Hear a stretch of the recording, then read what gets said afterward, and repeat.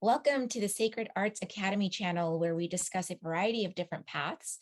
If you're seeking spiritual growth and enlightenment, stay tuned because today we are discussing the aromatic path to bliss.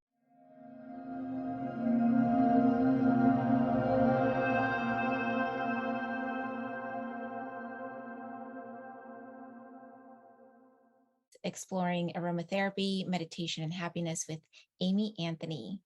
Amy is a certified clinical aromatherapist and aromatic gardener who left her career in marketing research to pursue what is closest to her heart, to working with plants.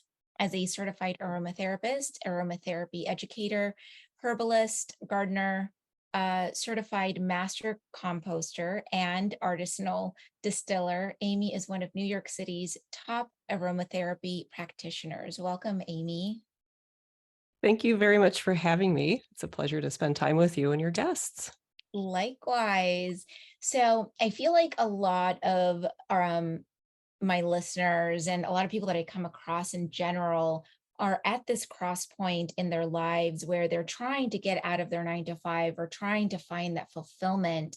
And I'm really curious to hear, when did you find this passion for plants, and how did you make that transition out of your 9 to 5 as a marketing researcher into a full-time aromatherapy clinician? Yeah, I just have to say this. I noticed when I was studying aromatherapy and then when I started teaching and then seeing private clients, people find aromatherapy generally when they're in a state of change. And that's almost every student that came into the school when I was teaching at the New York Institute of Aromatherapy, it was change. So this is a key takeaway just from the get-go for folks. Aromatherapy found me and gave me a state of change. And I'll share my story really briefly, but that's a really big takeaway. Is essential oils are really helpful for supporting transformation, and they're an ally in that. And just honestly, I think like many people, like I grew up in the Hudson Valley of New York State, and I was outside all the time.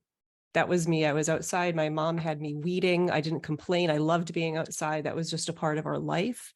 And I always just needed plants. And, life takes you on its course. I always share this. When I was 15, I was planting an herb garden and I was learning Latin names. Like that's how deep in the weeds I was. And then we moved to Western New York. I was a miserable 15-year-old, couldn't wait to go back to the East Coast. So I was determined to go to New York City, and I made it back to New York City. And I need the culture. I need that. I needed a job. I was finishing my degree in New York, and I knew when I moved there, I was ungrounded. So I always tried to find plants, go to parks, go to the botanic gardens.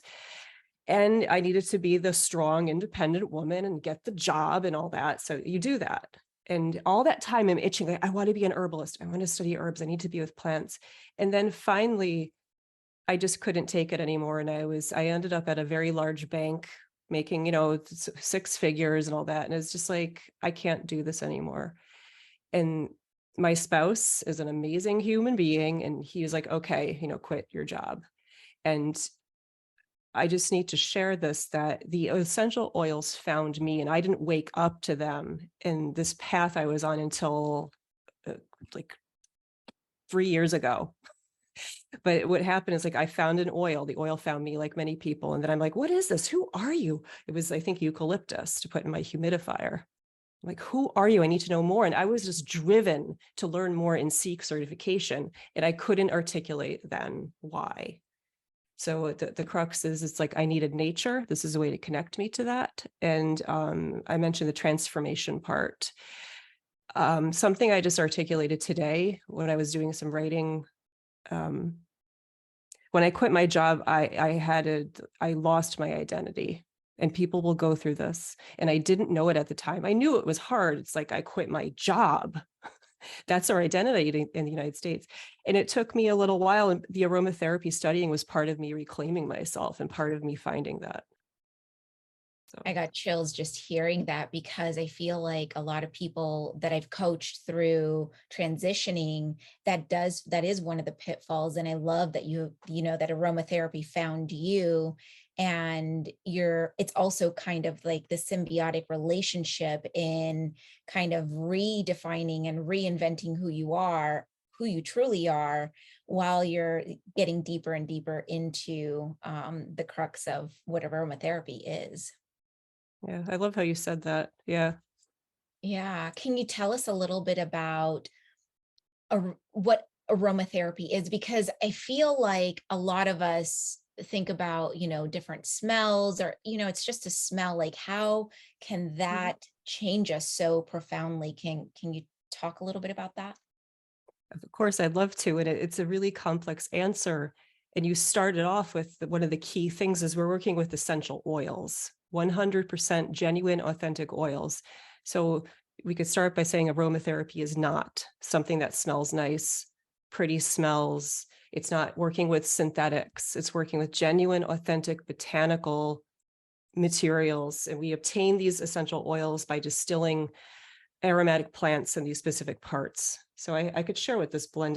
I'm doing this inner work right now with someone I love. Her name is Kathy Skipper. I have to give her a shout out. I have this blend here of cypress, cistus, angelica seed, angelica root, and a very special yarrow.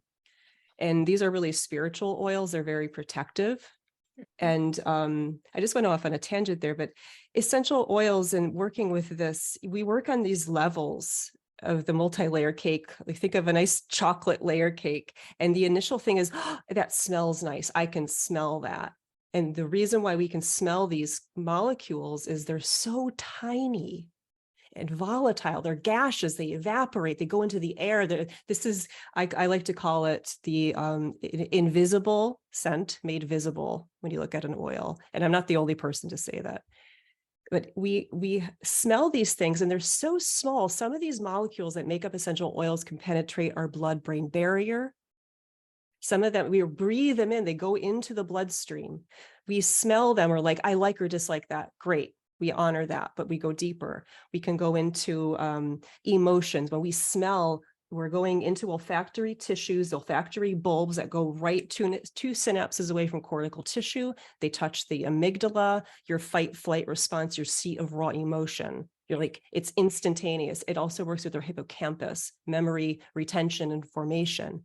So when we're smelling something, we're having a chemical response that like, dislike, memory, but we're also having an emotional response within all that I just said. And then also there's this level that I'm still trying to get more information on of there's more information out there that these do react, these chemicals with GABA receptors, oxytocin receptors, dopamine. We have receptors all over our body, in our organs, on our skin for these molecules. So there's a lot going on. So we start with pretty smell, but it goes so deep. I love that. And it's really incredible. And I love that you went on that tangent, because I just recently started working with yarrow, and I actually take it as a tincture. And I specifically take it to kind of build up my energetic field and have this protection when I go out to concerts, or I'm going to be in a crowded place. Yarrow is kind of my go-to, because it really does help me kind of build up that barrier. So I love that you brought that up, and how profound these aromas can be at um, changing us at a molecular level and really helping us heal, really. Yeah, there are these nudges. I mean, I thought we'd get to this later, but it really is chemical information that if we, because this is about meditation and beyond, right? I've trained myself to be a student and teacher to try to neutralize my response to an oil and sit with it and take the information and just write and not think, and write and think. And you go back to the oil to get the information and see your response. And one way that essential oils are really helpful, if we could get there, is to smell. And if you're dissociated from your body and you need to like embody and start to feel yourself and feel your emotions and responses, the oils will trigger, and like you could follow where the energy goes into your body. And then the Mhm. cool part is when you start to read up herbal books or aromatherapy books, you'll see that, oh, it has an affinity for the lungs. I felt it in my lungs, da da da da. So doing this meditative type of knowing, sitting with the plant, working with the tincture, working with the oil, you get to get this genuine knowing of the magic.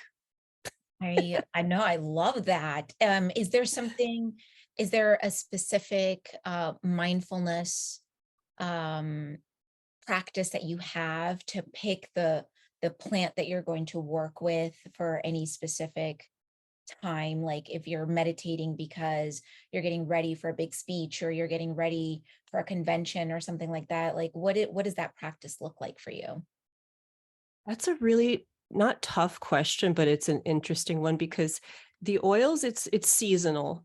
So I might get drawn to something seasonally, and just doing all these years of working with them and studying, you get to know the personality and be like, I feel hot, I need to cool down, I might reach for vetiver, you know, but one thing I want to share, because personally I'm with these every day, so it's really hard for me to say I have a specific practice with them.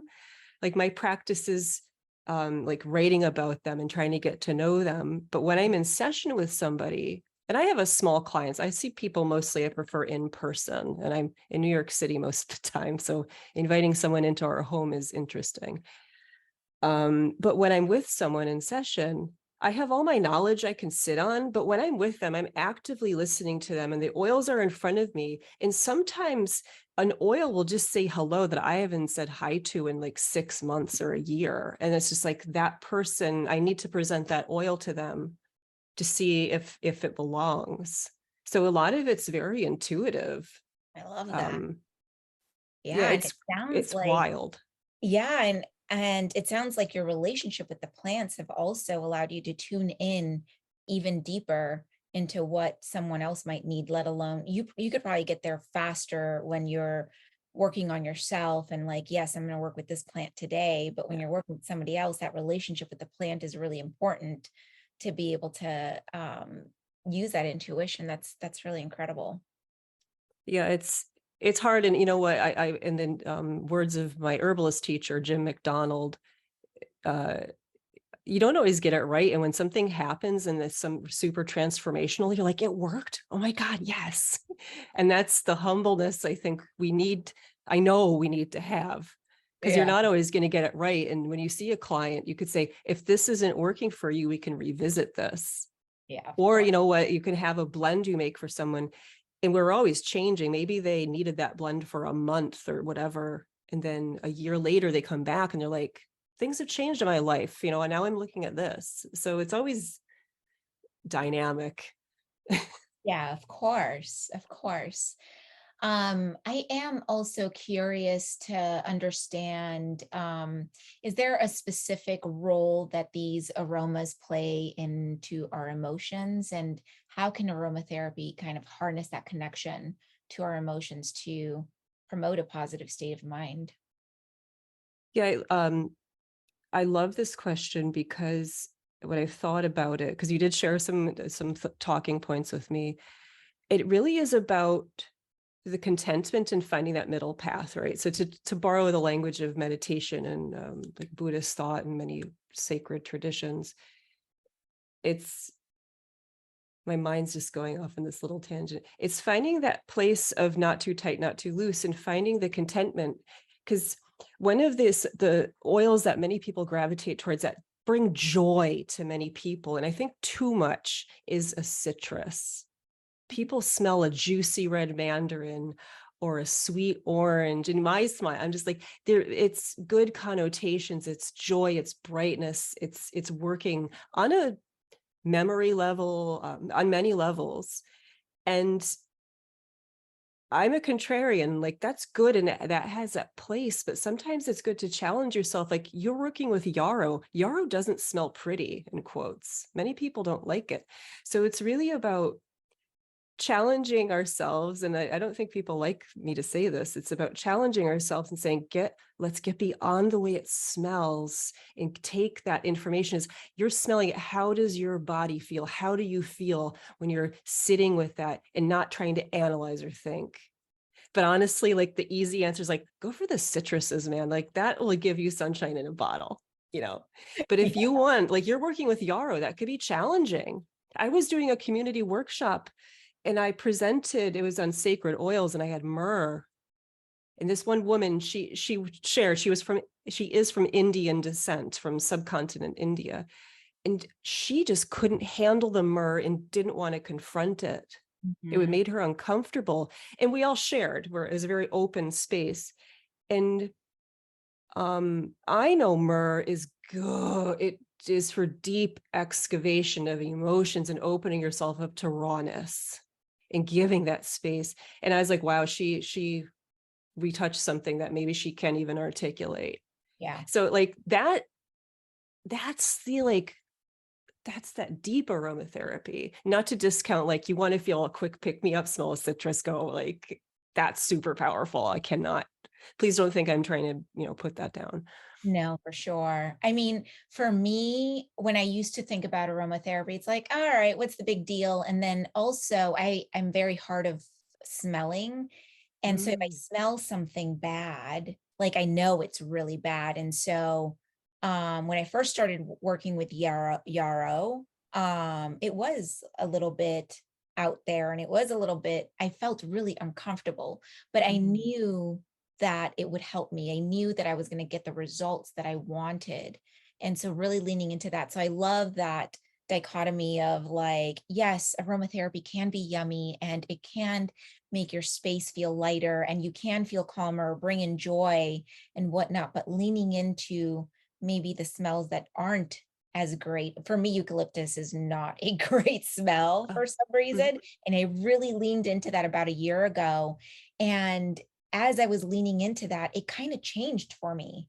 And so now I'm able to really open up to that plant and use it in a way that is going to work for me and not just about the smell, if that makes sense. I love that. Thank you for sharing that with me. Because like that also leads me to share something that when you're looking for the oils, if you can, try to go and find the real plant and smell it and touch it. There's botanical gardens, many supermarkets, dried herbs, stuff like that.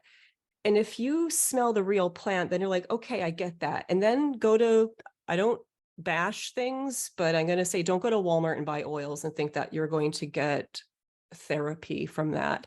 Go to Walmart and buy a eucalyptus, and then go try to find another place and buy a eucalyptus and smell the difference, because your nose helps that sense of quality as well.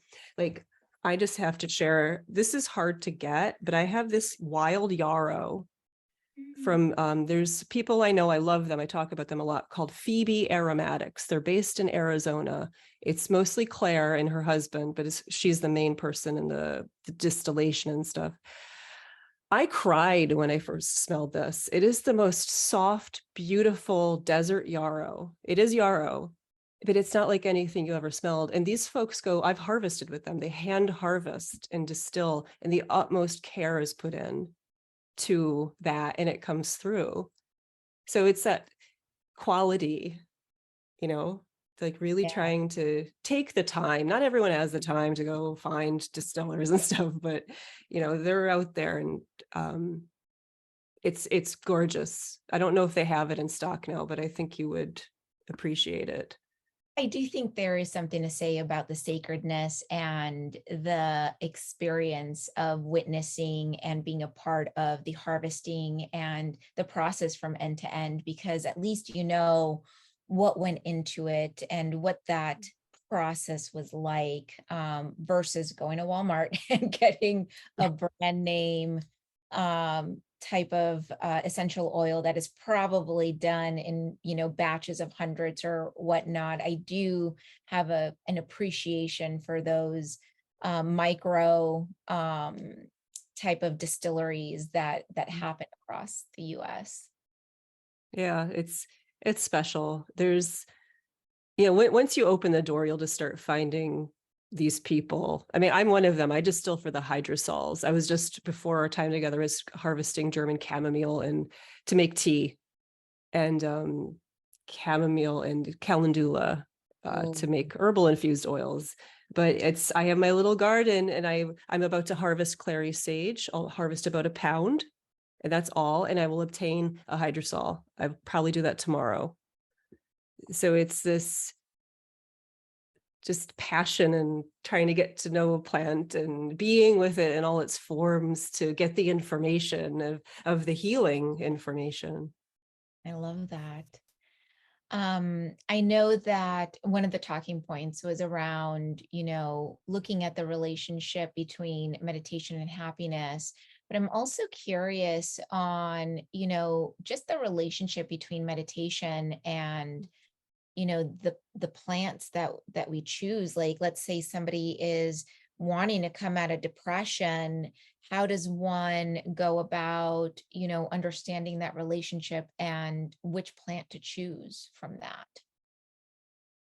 Oh, honestly, to toot the profession's horn, I'd say go to find an aromatherapist to help guide you and present the oils, because I've never counted all the oils I have, and I have duplicates. Like I have like 6 patchoulis, but having someone guide you that has the oils, that has done the work to present something to you, it could be really powerful. And that aromatherapist will listen to you and not try to force something on you. Because if I'm like, oh, you're in a depression, I really feel like jasmine's going to be really helpful right now. And maybe you hate jasmine. Hmm. Maybe you have a bad memory that you just can't stomach it. Like it's you it is helpful to have that exposure with an aromatherapist so you don't have to go buy all these oils, because that's really, I just touched on something really important, because you could read the internet and all this stuff, right? Oh, this is good for that, that's good for that. It's about your direct experience, and having that. But you could be curious and say, hey, I'm going to buy a starter kit, and then you have a couple, like maybe 20 oils, and you can sit with them and sit. And this is the thing, I have it on my website, how to smell an oil. You sit, like I said, and you take in the information and you notice, how do I feel? Where is it in my body? Where is it doing stuff? And like with meditation, just noticing and not attaching to stuff. I hope that was a helpful answer, but that's, Absolutely. Yeah, I think that's really helpful for our listeners, because I think a lot of us are like, okay, where do we start? And then we get so overwhelmed by whatever's on the internet, or, we might buy a kit that just didn't smell great, and and then we mhm. kind of give up. So to know that there are resources out there, that's really helpful to know, and to know that it can also be customized to Yeah. your own experiences, past, present, and future. That's really comforting. It is powerful. Like this comes up almost in every session, but the one that comes to mind to share, which is fun, because what I was working with a heterosexual man. It's rare to find that species in aromatherapy. Everyone thinks aromatherapy is just for women. Right. It's not. It's for everyone. Plants are for everybody. Aromatherapy is for everybody. And if that modality doesn't work for you, there's another one. But anyway, this client, we were working with pain, like foot pain and sleeplessness. And I presented hemp Ooh. essential oil, really great for inflammation and pain. And he's like, this is starting to smell like my mother's broccoli soup. And we're like, do you want to go there? He's like, no. I'm like, okay, we're not going to turn to hemp. Right. So that's just a fun example to share of just like, there's a little humor in it, but it's just like, yeah, we're not going to go there, even though I know hemp is great. Yeah. Yeah. Oh, that's so awesome. Thank you for sharing that. I love that. But see, like we know it's like the 5 layered or whatever it is, layers chocolate cake of the like, dislike, emotional memories, essential oils too, like genuine. I'm an aromatherapist, but I'm not a psychotherapist. I'm not a psychiatrist, right? The folks that have that training can work with essential oils to help shift, make Mhm. changes. We use the oils as anchors and touch points to form new memories and form new behaviors. So I can guide in that, but again, I'm not a clinical, PhD psychiatrist. Absolutely. I always like to tell my clients, well, I'm not licensed. However, I encourage you to talk to your therapist about what we're working on here. And so, you bring it to your team, and, you interweave your experiences from one practitioner to another, and then you Yeah. holistic experience, which is Thanks incredible. for saying that. That just makes me feel good because it's like we can't do it all. And Yeah, it's having a good network of people to refer to, or yeah. And that's the thing about aromatherapy in this country.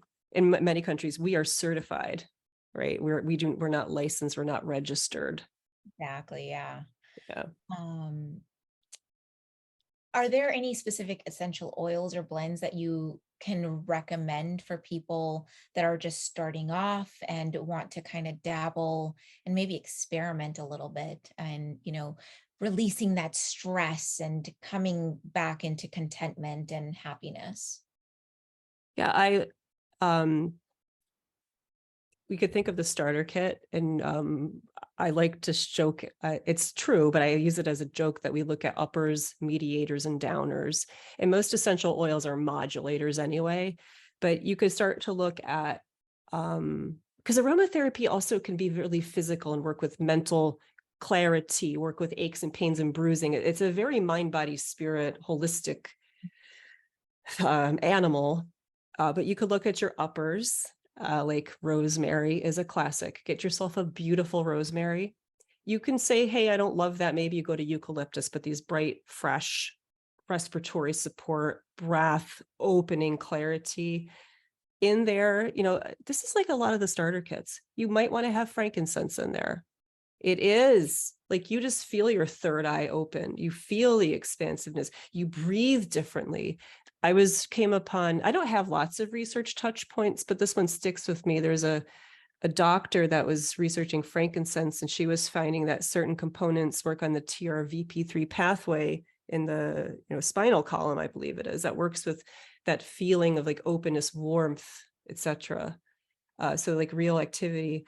You want modulators. Kind of a classic go-to is, there's so many balancing ones, but geranium, rose geranium, Ooh, Pelargonium graveolens is find a good one. Palmarosa is another one that's similar to rose geranium. So Cymbopogon martinii, very modulating, very, I am who I am, self-acceptance. Along with that, I'd say go find a tree. So cedar wood, Cedrus deodora, Cedrus atlantica. Here, eastern red cedar in the United States, North America. They're all over here on Long Island. Stability, modulating, calm, good energy. And I just think from a sustainability standpoint, essential oils, it takes a lot of plant material to get this tiny amount. So if I look at eastern red cedar, Juniperus virginiana is the Latin name.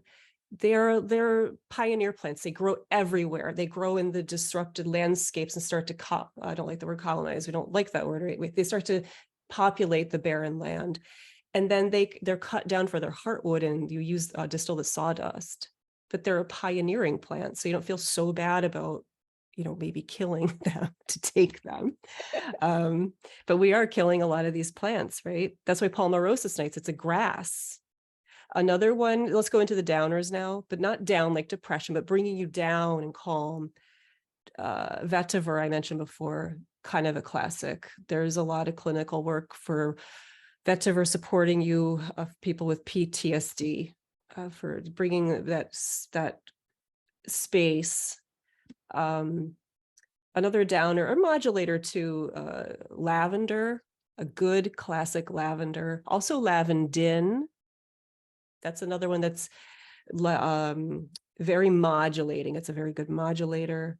And what I always like to recommend, but it's expensive, but to really help you sleep and bring you this sense of calm and loveliness, Roman chamomile.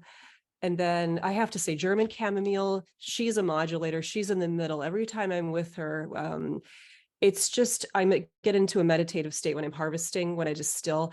Energy is just even Steven, calm. There's nothing itchy or exciting happening. It's very calm.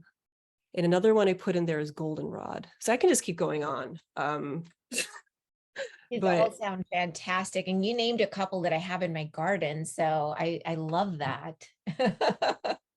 I love that too. So go and touch them and, Just spend time with them and notice. I mean, you probably already do this anyway, but notice how you feel if you're around them and like if you have chamomile, harvesting it and what's Mhm. happening. Yeah, Um, every time I go by the lavender bush, I kind of just rub one of the leaves or one of the little bushes, and I just smell my hands. It's just so instant calmness. yeah, so I love that you share that because I'm a big proponent of aromatherapy is not about product. It's not about buying more stuff. So doing what you do and going and touching and spending time with, and maybe you cut off a couple blossoms, and that is aromatherapy to me. Someone might say no, but aromatherapy should be accessible. Mhm. And one thing, I don't share this all the time, but I was giving a workshop in Brooklyn to, it was at a charter school. I loved it. I was there a few times with the yoga teacher there. And a lot of these kids are disadvantaged and come from challenging backgrounds. And at the end of one of my sessions, a young girl came up to me and said, I thought aromatherapy was only for rich white women. And my response immediately is like, plants are for people, they're for everybody. And that just like that, I'm like, I get it. I see that image. Like, you just see that image. And it's like, no, please go out, make the tea, touch the plant. That is aromatherapy. That's connecting with nature. That's connecting us. I love that you brought that up because a moment ago I was thinking about like, oh, how does this affect children? And then I was like, I didn't prep her for any of that. So I love that you brought it up because I have a lot of listeners that have children or are starting families or wanting to start families. So I'm wondering, like, do you know how early people should be integrating this with their children, and how does that affect, their growth? Thank you for asking that because there are guidelines that were taught. Um, it's a no-no, like topically, please don't put essential oils on a newborn, on an infant. Up to the age of 3, please don't use the oils. You could work with an herbalist or someone to get to if there's colic or something, to bring a sense of comfort. Please don't turn to the oils. You might, when they're a bit older, diffuse in their room before they go to sleep. Please don't diffuse during the night. There is a lot of clinical evidence. I have to clear my throat. Clinical evidence that shows, and I see it with myself, short durations of aromatherapy, so that you diffuse for 5 minutes before bed, are much more effective than trying to just keep gassing somebody with the stuff. So Mhm. if you have a child, I've done this, make like to empower a child, let's say it's like 8 years old or 9 years old, you can work with an aromatherapist to talk about dilution rates. You can also go and find dilution rates online. But one thing that's really nice is to give a child a sense of agency. I like to make spritzers highly diluted at like 1% dilution to make them, if they're having trouble going to sleep, there's monsters in the room, or they need a time out or something, you can give them a spritzer and you could say, maybe they spritz the air and they're going to say, I'm going to make this go away, or something like that. You can empower them. I love the spritzers because it's diluted. You might spray their hair. Like, I love spraying your hair, get stuff in your hair because your hair holds the aroma. But as a general guideline with children, it should be supervised. The oil shouldn't be on us every day. Um, they shouldn't be with the children every day. And honestly, you should be working with like that 1 to 2% dilution rate. And I have to say, by the way, I have to acknowledge, we take showers, we buy body care products, we use toothpaste. There are essential oils in there. There's chemicals in that stuff. And a lot of that stuff's in parts per million, Mhm. and when we're working with these oils, like, we just have to be careful, because you don't want to expose the little one, like those little ones. I don't have children, but they're still developing. And when we take these chemicals, they're on our body, our liver has to process them. So you don't want to jeopardize the health of the liver and the elementary organs, but mainly the liver. And also too much essential oil on the skin. This is why we dilute it. Too much of the oil over time, you can develop a sensitization. So there's a point when your body's like, F you, stop putting that on me. I'm going to turn red and you're going to blister. And I'm not bashing certain companies, but some people say that means you're healing, the toxins are coming out. No, that is not what's happening. That's You're your having body a saying, reaction. stop. Yeah. Oh, don't get me on a Oh. soapbox. Amy, get off your soapbox. Sorry, I just really went down a path there. No, no, that's perfect. I think that we we need to understand everything in moderation. Also, I loved your description of spritzers because I actually do my own with lavender for Mm. mosquitoes. That works beautifully. Beautifully. Instead of like spraying the chemical bug off or whatever. So those are some really great options. Yes. Yeah, your own DIY bug spray is empowering. It's fun. Honestly, you smell pretty, you know. Mhm. Mhm. Another one, just some tips. You might not already know this, but like eucalyptus citriodora, especially lemon, eucalyptus, geranium, lots Mhm. of evidence for geranium being, because you're creating an aromatic shield essentially. Um, Vetiver. God, vetiver is a theme today. Yeah. Vetiver is helpful. It's a cooling one. So today it's like really gross here. Um, who else? There's so many, but I just gave some of the greatest hits. I've never heard of Yeah. Vertiver, so I'm gonna have to look that one up. Yeah, it's grass, but it's the roots that are distilled, and the roots can grow to feet long, and they help stabilize the environments they're in. And that talks kind of lends a hand. I mentioned it's wonderful. It's an ally for working with folks with PTSD, just being in states of despair.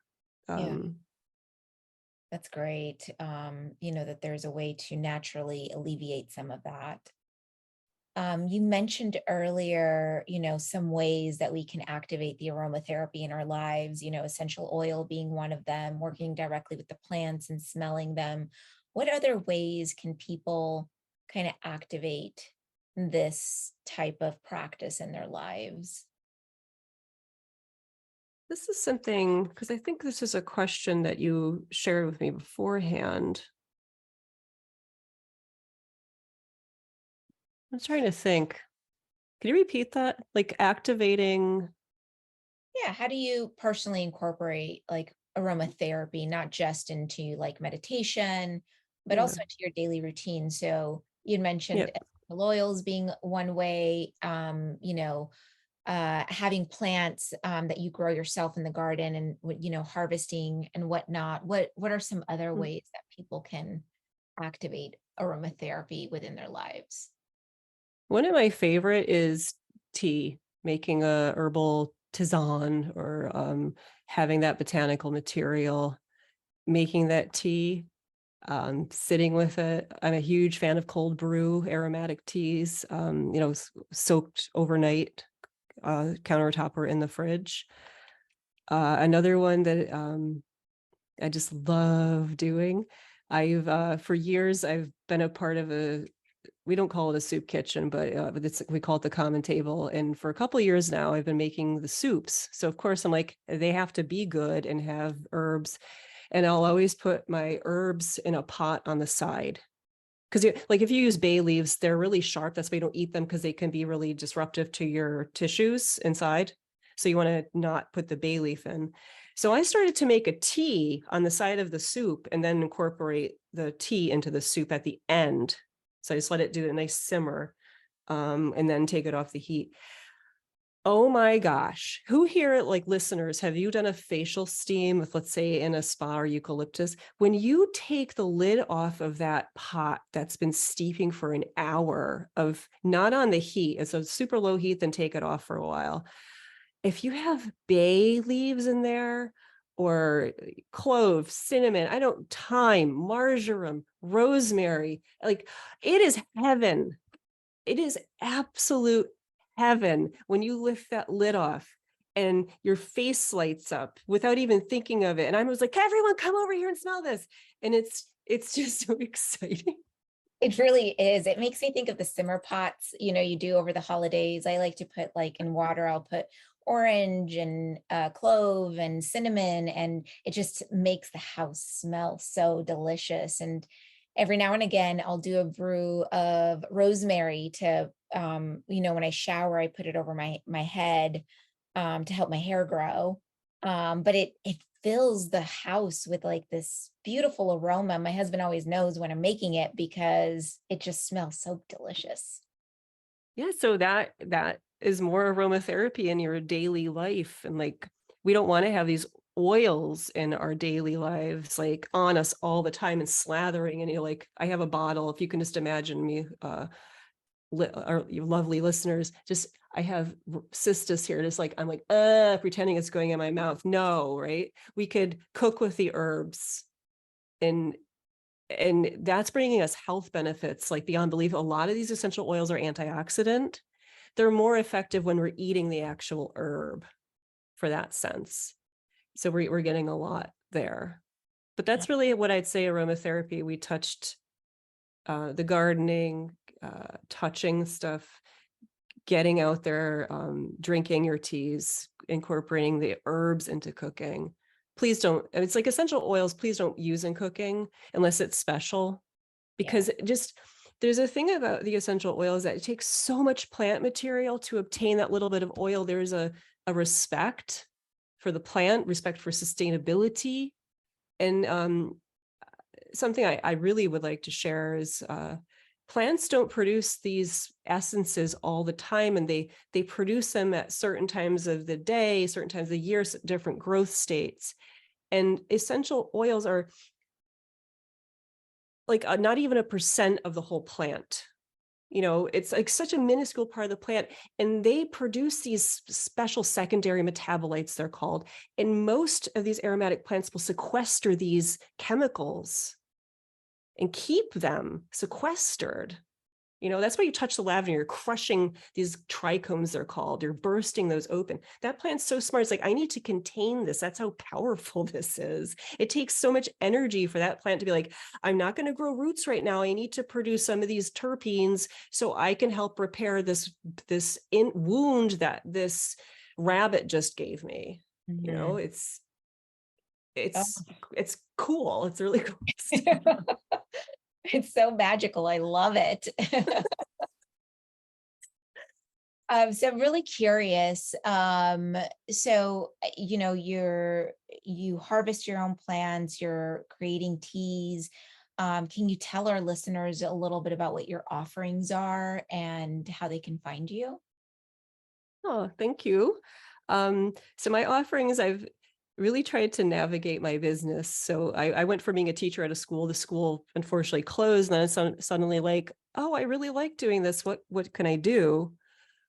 So I've been wishy-washy, but I've decided that my offerings now, if you go to nycaromatica.com, you can find me on YouTube. I started a YouTube channel.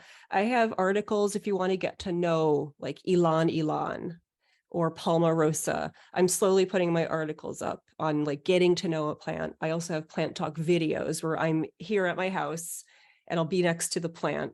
Like I just did lavender. So I'm there with lavender, chatting about lavender. I read poems. I talk about blending. And then on further, I have some online courses so you can go sign up, like how to diffuse essential oils. A lot of my classes are free or pay what you wish, and some cost a little more money. I'm offering in-person and virtual custom education sessions. So if you're not ready for certification, but you want some questions answered and you want to spend an hour or two with me, we talk, I come up with a lesson plan, and we would do that, virtual or in person.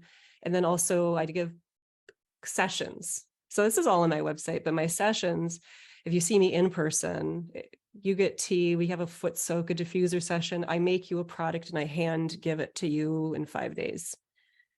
Remotely, you'll get a scaled down version of that.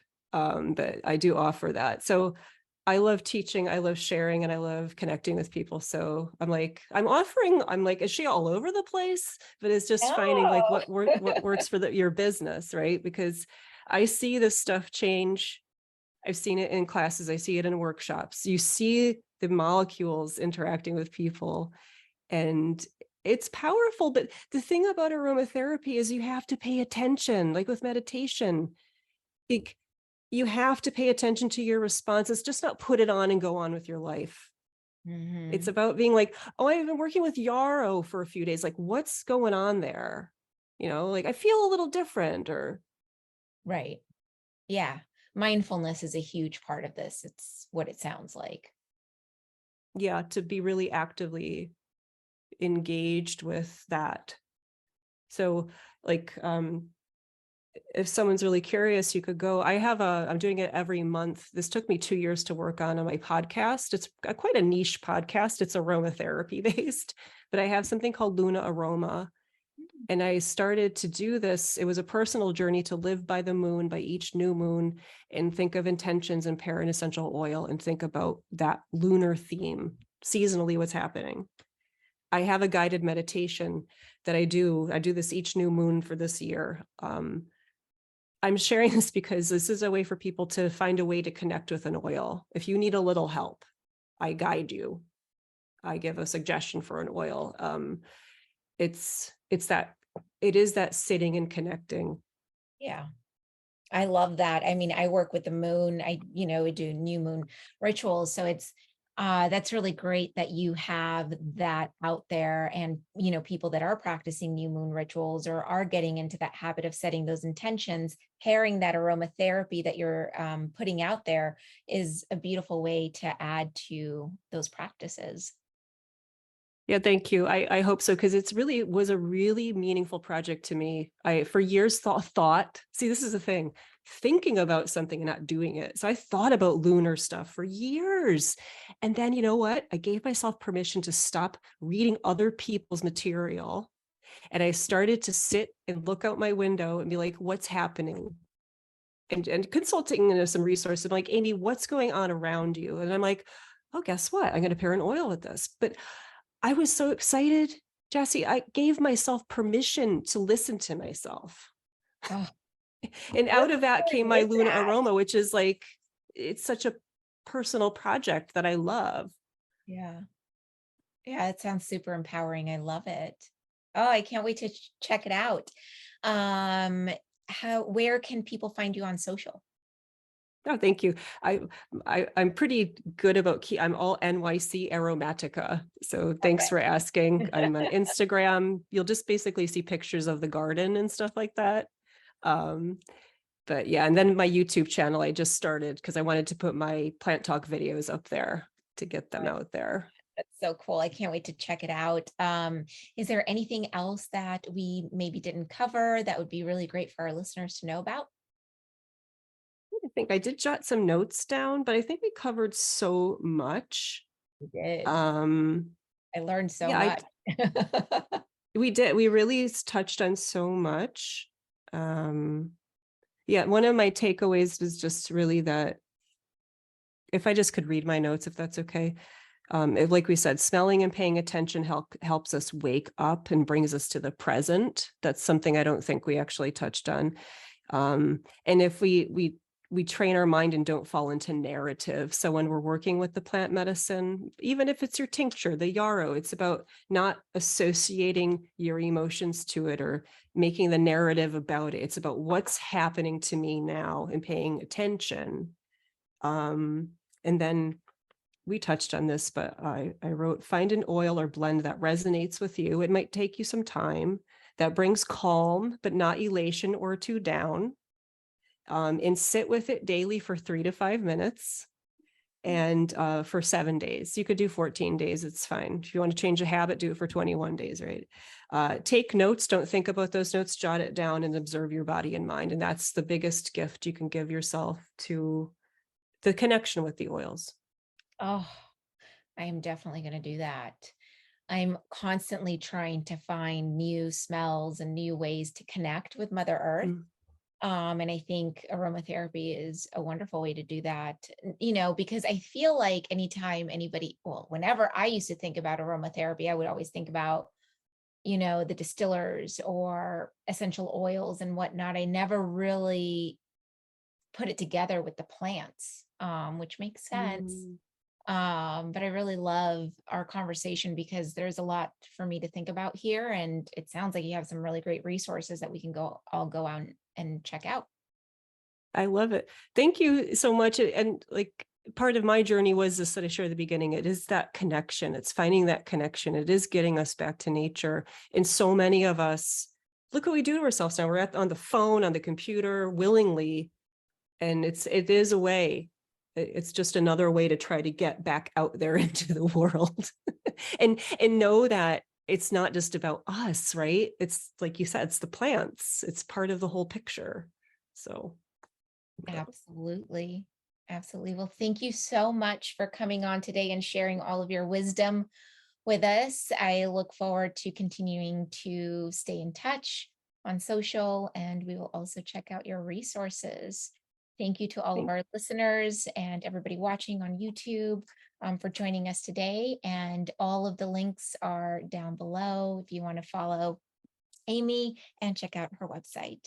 Thank you all. thank you.